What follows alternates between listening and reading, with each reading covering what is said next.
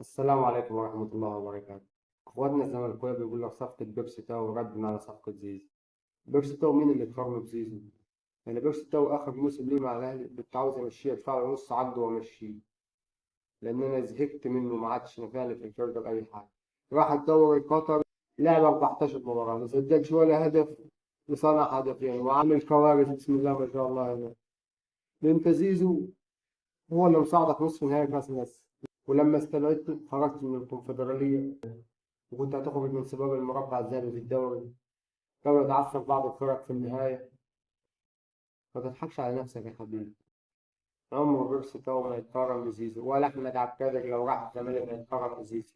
زيزو ده صفقة القرن، وهيفضل متعلم عليكم مهما خدتوا صفقات. خدت أحمد عبد القادر وكنت عايزين تاخدوا شريف، ولو خدتوا بيرسي تاو أو خدتوا أي لاعب تاني عمر في حد يقدر يمسكوا العلم اللي علمناه عليكم بسبب زيزو وإمام عاشور. كمان مسكوا إمام عاشور وبن جالدو وغيرهم ولسه حسام عبد المجيد هناخده ومحمد السيد.